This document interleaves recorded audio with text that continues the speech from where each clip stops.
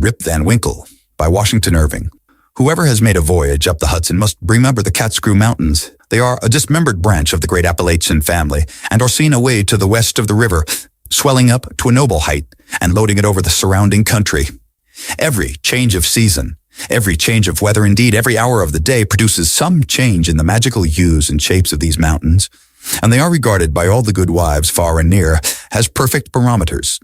When the weather is fair and settled, they are clothed in blue and purple and print their bold outlines on the clear evening sky. But sometimes, when the rest of the landscape is cloudless, they will gather a hood of gray vapors about their summits, which, in the last rays of the setting sun, will glow and light up like a crown of glory.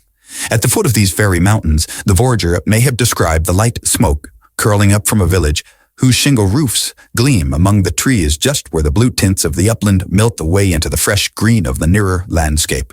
It is a little village of great antiquity, having been founded by some of the Dutch colonists in the early times of the province, just about the beginning of the government of the good Peter Stuyvesant. May he rest in peace. And there were some of the houses of the original settlers standing within a few years, built of small yellow bricks brought from Holland, having latticed windows and gable fronts surmounted with weathercocks. In that same village, and in one of these very houses, which, to tell the precise truth, were sadly time-worn and weather-beaten, there lived many years since, while the country was yet a province of Great Britain, a simple, good-natured fellow of the name of Rip Van Winkle. He was a descendant of the Van Winkles who figured so gallantly in the chivalrous days of Peter Stuyvesant and accompanied him to the siege of Fort Christina. He inherited, however, but little of the martial character of his ancestors. I have observed that he was a simple, good-natured man. He was, moreover, a kind neighbor and an obedient, hen-pecked husband. Indeed, to the latter circumstance might be owing that meekness of spirit which gained him such universal popularity. For those men are most apt to be obsequious in conciliating abroad, who are under the discipline of shrews at home. Their tempers, doubtless, are rendered pliant and malleable in the fiery furnace of domestic tribulation, and a curtain lecture is worth all the sermons in the world for teaching the virtues of patience and long-suffering. A termagant wife may, therefore, in some respects, be considered a tolerable blessing, and if so, Rip Van Winkle was thrice blessed. Certain it is that he was a great favorite among all the good wives of the village, who, as usual with the amiable sex, took his part in all family squabbles, and never failed, whenever they talked those matters over in their evening gossipings, to lay all the blame on Dame Van Winkle. The children of the village, too, would shout with joy whenever he approached. He assisted at their sports, made their playthings, taught them to fly kites and shoot marbles, and told them long stories of ghosts, witches, and Indians. Whenever he went dodging about the village, he was surrounded by a troop of them, hanging on his skirts, clambering on his back, and playing 1,000 tricks on him with impunity, and not a dog would bark at him throughout the neighborhood. The great error in rich composition was an insuperable aversion to all kinds of profitable labor. It could not be from the want of assiduity or perseverance, for he would sit on a wet rock, with a rod as long and heavy as a Tartar's lance, and fish all day without a murmur, even though he should not be encouraged by a single nibble. He would carry a fowling piece on his shoulder for hours together, trudging through woods and swamps and up hill and dale to shoot a few squirrels or wild pigeons. He would never refuse to assist a neighbor even in the roughest toil, and was a foremost man at all country frolics for husking Indian corn or building stone fences. The women of the village, too, used to employ him to run their errands, and to do such little odd jobs as their less obliging husbands would not do for them. In a word, Rip was ready to attend to anybody's business but his own. But as to doing family duty and keeping his farm in order, he found it impossible. In fact, he declared it was of no use to work on his farm. It was the most pestilent little piece of ground in the whole country. Everything about it went wrong, and would go wrong in spite of him. His fences were continually falling to pieces. His cow would either go astray or get among the cabbages. Weeds were sure to grow quicker in his fields than anywhere else. The rain always made a point of setting in just as he had some outdoor work to do, so that though his patrimonial estate had dwindled away under his management, acre by acre, until there was little more left than a mere patch of Indian corn and potatoes, yet it was the worst conditioned farm in the neighborhood. His children, too, were as ragged and wild as if they belonged to nobody. His son Rip, an urchin begotten in his own likeness, promised to inherit the habits with the old clothes of his father. He was generally seen trooping a Laker coat at his mother's heels, equipped in a pair of his father's cash glove galligaskins, which he had much ado to hold up with one hand, as a fine lady does her train in bad weather. Rip Van Winkle, however, was one of those happy mortals of foolish, well-oiled dispositions who take the world easy, Eat white, red, or brown, whichever can be got with least thought or trouble, and would rather starve on a penny than work for the pound. If left to himself, he would have whistled lithe away in perfect contentment. But his wife kept continually dinning in his ears about his idleness, his carelessness, and the ruin he was bringing on his family. Morning, noon, and night, her tongue was incessantly going, and everything he said or did was sure to produce a torrent of household eloquence. Rip had but one way of replying to all lectures of the kind, and that, by frequent use, had grown into a habit. He shrugged his shoulders, shook his head, cast up his eyes, but said nothing. This, however, always provoked a fresh volley from his wife, so that he was fain to draw off his forces and to take to the outside of the house, the only side which, in truth, belongs to a hen-pecked husband. Rip's sole domestic adherent was his dog Wolf, who was as much hen-pecked as his master. For Dame Van Winkle regarded them as companions in idleness, and even looked upon Wolf with an evil eye, as the cause of his master's going so often astray. True it is, in all points of spirit befitting an honorable dog, he was as courageous an animal as ever scoured the woods. But what courage can withstand the ever-enduring and all-besetting terrors of a woman's tongue? The moment Wolf entered the house, his crest fell. His tail dropped to the ground or curled between his legs. He sneaked about with a gallows air, casting many a sidelong glance at Dame Van Winkle, and at the least flourish of a broomstick or ladle, he would run to the door with yelping precipitation.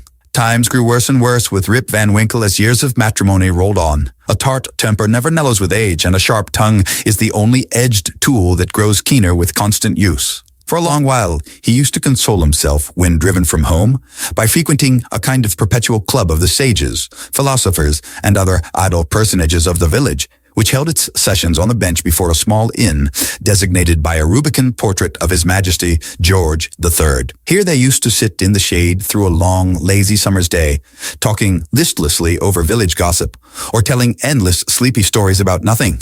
But it would have been worth any statesman's money to have heard the profound discussions that sometimes took place when by chance an old newspaper fell into their hands from some passing traveler. How solemnly they would listen to the contents as drawled out by Diedrich Van Winkle, the schoolmaster, a dapper, learned little man who was not to be daunted by the most gigantic word in the dictionary, and how sagely they would deliberate upon public events some months after they had taken place. The opinions of this junta were completely controlled by Nicholas Vedder, a patriarch of the village and landlord of the inn, at the door of which he took his seat from morning till night, just moving sufficiently to avoid the sun and keep in the shade of a large tree, so that the neighbors could tell the hour by his movements as accurately as by a sundial. It is true, he was rarely heard to speak, but smoked his pipe incessantly. His adherents, however, for every great man has his adherents, perfectly understood him and knew how to gather his opinions. When anything that was read or related displeased him, he was observed to smoke his pipe vehemently and to send forth short, frequent, and angry puffs. But when pleased, he would inhale the smoke slowly and tranquilly and emit it in light and placid clouds, and sometimes, taking the pipe from his mouth and letting the fragrant vapor curl about his nose, would gravely nod his head in token of perfect approbation. From even this stronghold the unlucky Rip was at length routed by his termagant wife, who would suddenly break in upon the tranquillity of the assemblage and call the members all to naught. Nor was that august personage Nicholas Vedder himself sacred from the daring tongue of this terrible virago, who charged him outright with encouraging her husband in habits of idleness. Poor Rip was at last reduced almost to despair, and his only alternative to escape from the labor of the farm and clamor of his wife was to take gun in hand and stroll away into the woods. Here he would sometimes seat himself at the foot of a tree and share the contents of his wallet with Wolf, with whom he sympathized as a fellow sufferer in persecution. "Poor Wolf," he would say, "thy mistress leads thee a dog's life of it, but never mind, my lad, whilst I live thou shalt never want a friend to stand by thee." Wolf would wag his tail, look wistfully in his master's face, and if Dobbs can feel pity, I verily believe he reciprocated the sentiment with all his heart. In a long ramble of the kind, on a fine autumnal day, Rip had unconsciously scrambled to one of the highest parts of the Kaatskill Mountains. He was after his favorite sport of squirrel shooting, and the still solitudes had echoed and re-echoed with the reports of his gun. Panting and fatigued, he threw himself late in the afternoon on a green knoll covered with mountain herbage that crowned the brow of a precipice. From an opening between the trees, he could overlook all the lower country for many a mile of rich woodland. He saw at a distance the lordly Hudson, far, far below him, moving on its silent but majestic course, with the reflection of a purple cloud, or the sail of a lagging bark here and there sleeping on its grassy bosom, and at last losing itself in the blue highlands. On the other side, he looked down into a deep mountain glen, wild, lonely, and shagged, the bottom filled with fragments from the impending cliffs and scarcely lighted by the reflected rays of the setting sun. For some time, Rip lay musing on this scene. Evening was gradually advancing. The mountains began to throw their long blue shadows over the valleys. He saw that it would be dark long before he could reach the village, and he heaved a heavy sigh when he thought of encountering the terrors of Dame Van Winkle. As he was about to descend, he heard a voice from a distance hallowing, "Rip Van Winkle! Rip Van Winkle!" He looked round, but could see nothing but a crow winging its solitary flight across the mountain. He thought his fancy must have deceived him, and turned again to descend, when he heard the same cry carrying through the still evening air. "Rip Van Winkle! Rip Van Winkle!" At the same time, Wolf bristled up his back, and giving a low growl, skulked to his master's side, looking fearfully down into the glen. Rip now felt a vague apprehension stealing over him. He looked anxiously in the same direction, and perceived a strange figure slowly toiling up the rocks and bending under the weight of something he carried on his back. He was surprised to see any human being in this lonely and unfrequented place, but, supposing it to be one of the neighborhood in need of his assistance, he hastened down to yield it. On nearer approach, he was still more surprised at the singularity of the stranger's appearance. He was a short, square-built old fellow, with thick, bushy hair and a grizzled beard. His dress was of the antique Dutch fashion. A cloth jerkin strapped round the waist, several pair of breeches, the outer one of ample volume, decorated with rows of buttons down the sides and bunches at the knees. He bore on his shoulder a stout keg that seemed full of liquor, and made signs for Rip to approach and assist him with the load. Though rather shy and distrustful of this new acquaintance, Rip complied with his usual alacrity, and mutually relieving one another, they clambered up a narrow gully, apparently the dry bed of a mountain torrent. As they ascended, Rip every now and then heard long, rolling peals, like distant thunder, that seemed to issue out of a deep ravine, or rather cleft, between lofty rocks, toward which their rugged path conducted. He paused for an instant, but supposing it to be the muttering of one of those transient thunder showers which often take place in mountain heights, he proceeded. Passing through the ravine, they came to a hollow, like a small amphitheater, surrounded by perpendicular precipices, over the brimps of which impending trees shot their branches so that you only caught glimpses of the azure sky and the bright evening cloud. During the whole time, Rip and his companion had labored on in silence, for though the former marveled greatly what could be the object of carrying a keg of liquor up this wild mountain, yet there was something strange and incomprehensible about the unknown that inspired awe and checked familiarity. On entering the amphitheater, new objects of wonder presented themselves. On a level spot in the center was a company of odd-looking personages playing at ninepins. They were dressed in a quaint, outlandish fashion. Some wore short doublets, others jerkins with long knives in their belts, and most of them had enormous breeches of similar style with that of the guides. Their visages, too, were peculiar. One had a large beard, broad face, and small piggish eyes.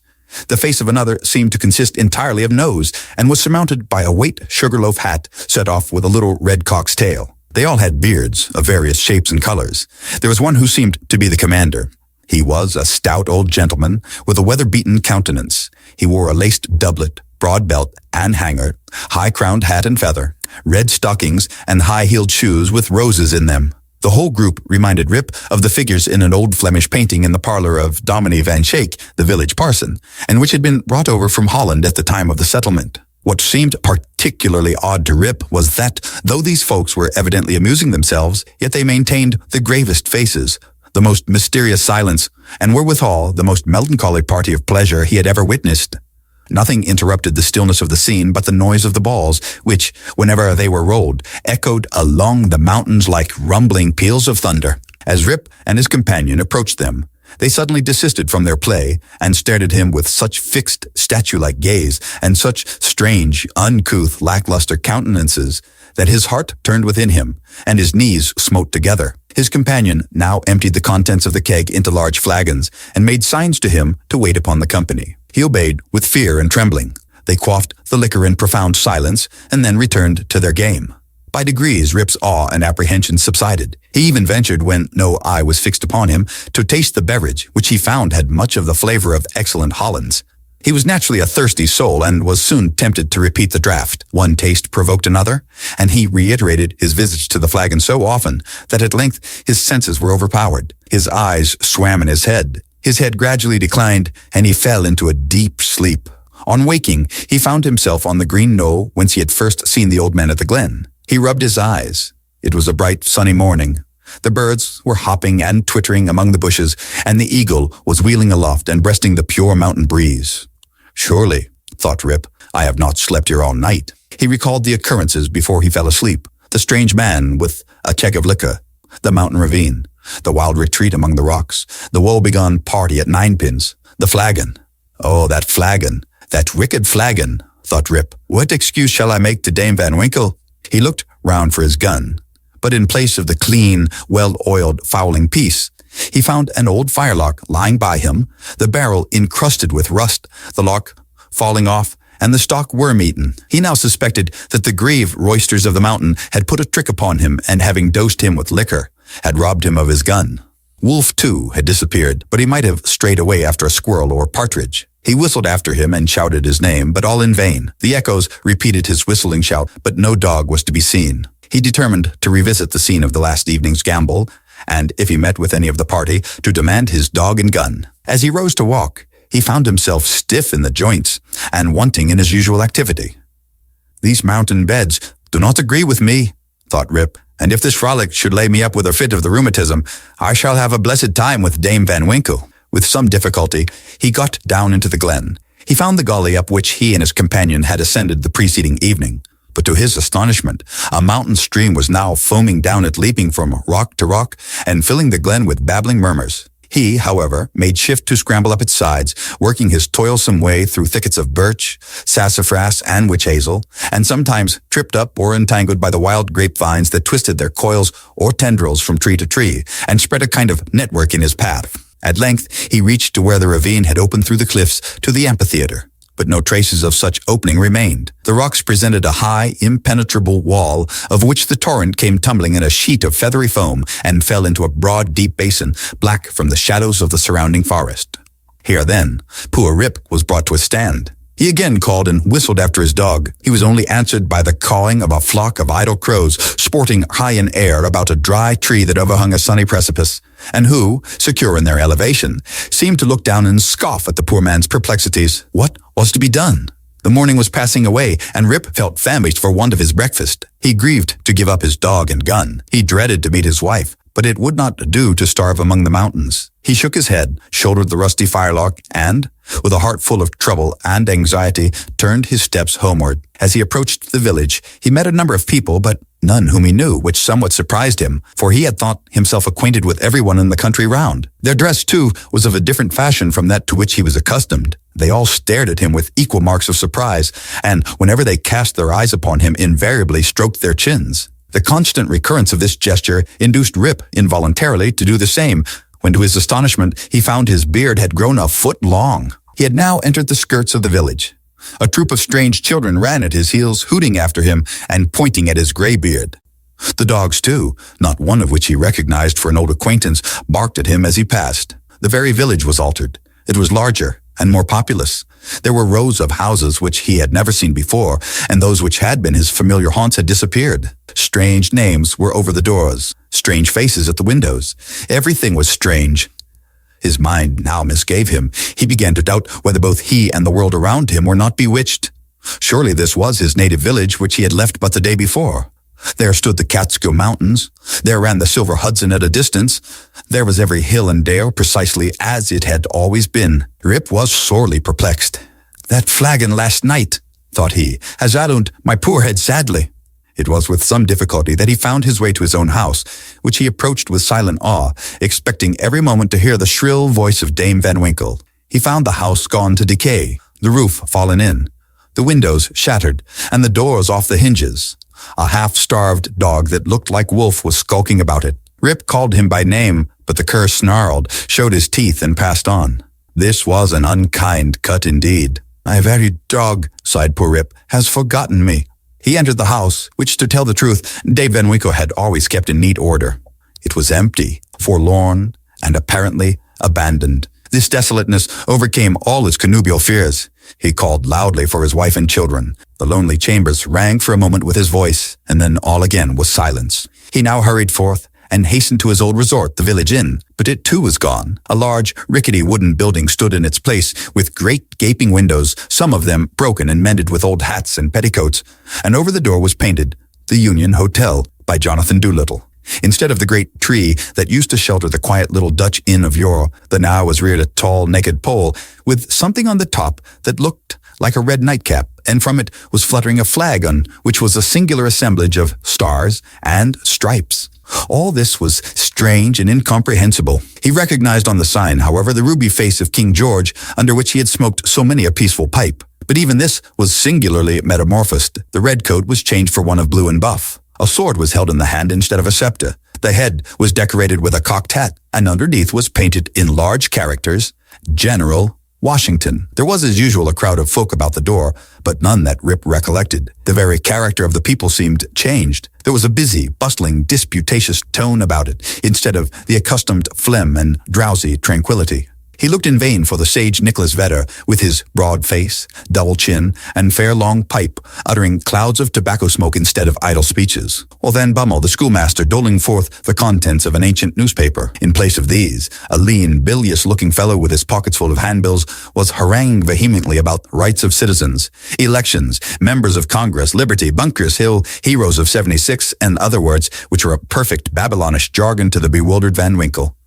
The appearance of Rip, with his long, grizzled beard, his rusty fowling-piece, his uncouth dress, and an army of women and children at his heels, soon attracted the attention of the tavern politicians. They crowded around him, eyeing him from head to foot with great curiosity. The orator bustled up to him and, drawing him partly aside, inquired on which side he voted. Rip stared in vacant stupidity. Another short but busy little fellow pulled him by the arm and, rising on tiptoe, inquired in his ear whether he was Federal or Democrat. Rip was equally at a loss to comprehend the question when a knowing, self-important old gentleman in a sharp, cocked hat made his way through the crowd, putting them to the right and left with his elbows as he passed, and planting himself before Van Winkle with one arm akimbo, the other resting on his cane, his keen eyes and sharp hat penetrating, as it were, into his very soul, demanded in an austere tone what brought him to the election with a gun on his shoulder and the mob at his heels, and whether he meant to read a riot in the village. "Alas, gentlemen," cried Rip, somewhat dismayed, "I am a poor, quiet man, a native of the place and a loyal subject of the king, God bless him." Here a general shout burst from the bystanders. "A Tory, a spy, a refugee, hustle him, away with him." It was with great difficulty that the self-important man in the cocked hat restored order, and, having assumed a tenfold austerity of brow, demanded again of the unknown culprit what he came there for, and whom he was seeking. The poor man humbly assured him that he meant no harm, but merely came there in search of some of his neighbors who used to keep about the tavern. "Well, who are they? Name them." Rip bethought himself a moment and inquired, "Where's Nicholas Vedder?" There was a silence for a little while, when an old man replied in a thin, piping voice, "Nicholas Vedder? Why, he is dead and gone these 18 years. There was a wooden tombstone in the churchyard that used to tell all about him, but that's rotten and gone, too. Where's Brom Dutcher? Oh, he went off to the army in the beginning of the war. Some say he was killed at the storming of Stony Point. Others say he was drowned in a squall at the foot of Anthony's Nose. I don't know. He never came back again. Where's Van Bummel, the schoolmaster? He went off to the wars too, was a great militia general, and is now in Congress." Rip's heart died away at hearing of these sad changes in his home and friends, and finding himself thus alone in the world. Every answer puzzled him too by treating of such enormous lapses of times and of matters which he could not understand. War, Congress, Stony Point. He had no courage to ask after any more friends, but cried out in despair, "There's nobody here, no Rip Van Winkle." "Oh, Rip Van Winkle!" exclaimed two or three. "Oh, to be sure, that's Rip Van Winkle yonder, leaning against the tree." Rip looked and beheld a precise counterpart of himself as he went up to the mountain, apparently as lazy and certainly as ragged. The poor fellow was now completely confounded. He doubted his own identity and whether he was himself or another man. In the midst of his bewilderment, the man in the cocked hat demanded who he was and what was his name. "God knows," exclaimed he, at his wit's end. "I'm not myself. I'm somebody else. That's me yonder. No, that's somebody else has got into my shoes. I was myself last night, but I fell asleep on the mountain, and they've changed my gun, And everything's changed, and I'm changed, and I can't tell what's my name or who I am." The bystanders began now to look at each other, nod, wink significantly, and tap their fingers against their foreheads. There was a whisper also about securing the gun and keeping the old fellow from doing mischief, at the very suggestion of which the self-important man in the cocked hat retired with some precipitation. At this critical moment, a fresh, comely woman pressed through the throng to get a peep at the gray-bearded man. She had a chubby child in her arms, which, frightened at his looks, began to cry. "Hush, Rip," cried she. "Hush, you little fool. The old man won't hurt you." The name of the child, the air of the mother, the tone of her voice, all awakened a train of recollections in his mind. "What is your name, my good woman?" asked he. "Judith Gardenier. And your father's name?" "Ah, poor man. Rip Van Winkle was his name, but it's 20 years since he went away from home with his gun and never has been heard of since. His dog came home without him, but whether he shot himself or was carried away by the Indians nobody can tell. I was then but a little girl." Rip had but one question more to ask, but he put it with a faltering voice. "Resh, your mother. Oh, she too had died but a short time since. She broke a blood vessel in a fit of passion at a New England peddler." There was a drop of comfort, at least, in this intelligence. The honest man could contain himself no longer. He caught his daughter and her child in his arms. "I am your father," cried he. "Young Rip Van Winkle once, old Rip Van Winkle now. Does nobody know poor Rip Van Winkle?" All stood amazed, until an old woman, tottering out from among the crowd, put her hand to her brow, and peering under it in his face for a moment exclaimed, "Sure enough, it is Rip Van Winkle. It is himself. Welcome home again, old neighbor. Why, where have you been these 20 long years?"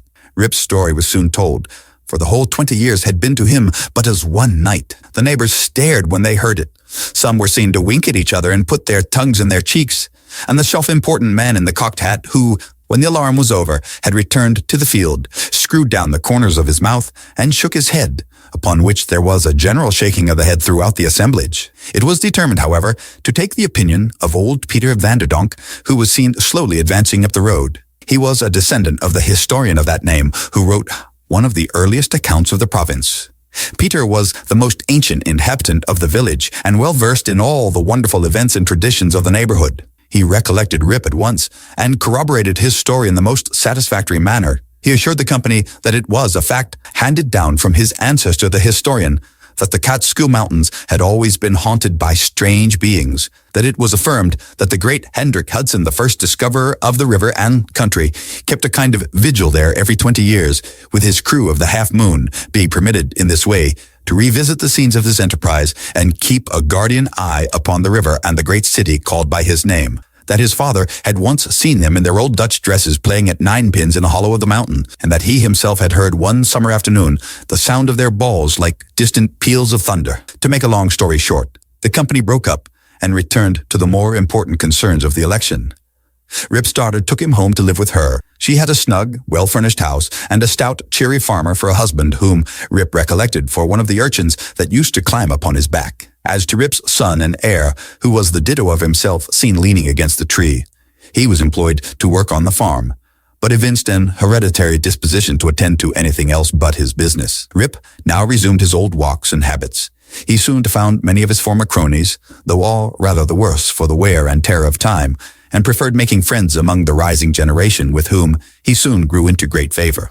Having nothing to do at home, and being arrived at that happy age when a man can be idle with impunity, he took his place once more on the bench at the inn door, and was reverenced as one of the patriarchs of the village and the chronicle of the old times before the war. It was some time before he could get into the regular track of gossip, or could be made to comprehend the strange events that had taken place during his torpor. How that there had been a revolutionary war, that the country had thrown off the yoke of old England, and that, instead of being a subject of His Majesty George III, he was now a free citizen of the United States. Rip, in fact, was no politician. The changes of states and empires made but little impression on him, but there was one species of despotism under which he had long groaned, and that was petticoat government. Happily, that was at an end. He had got his neck out of the yoke of matrimony, and could go in and out whenever he pleased, without dreading the tyranny of Dame Van Winkle. Whenever her name was mentioned, however, he shook his head, shrugged his shoulders, and cast up his eyes, which might pass either for an expression of resignation to his fate, or joy at his deliverance. He used to tell his story to every stranger that arrived at Mr. Doolittle's hotel. He was observed at first to vary on some points every time he told it, which was doubtless owing to his having so recently awakened. It at last settled down precisely to the tale I have related, and not a man, woman, or child in the neighborhood but knew it by heart. Some always pretended to doubt the reality of it, and insisted that Rip had been out of his head, and that this was one point on which he always remained flighty. The old Dutch inhabitants, however, almost universally gave it full credit. Even to this day, they never hear a thunderstorm of a summer afternoon about the Kaatskill, but they say Hendrik Hudson and his crew are at their game of ninekins, and it is a common wish of all henpecked husbands in the neighborhood, when life hangs heavy on their hands, that they might have a quieting draught out of Rip Van Winkle's flagon. The end of Rip Van Winkle by Washington Irving.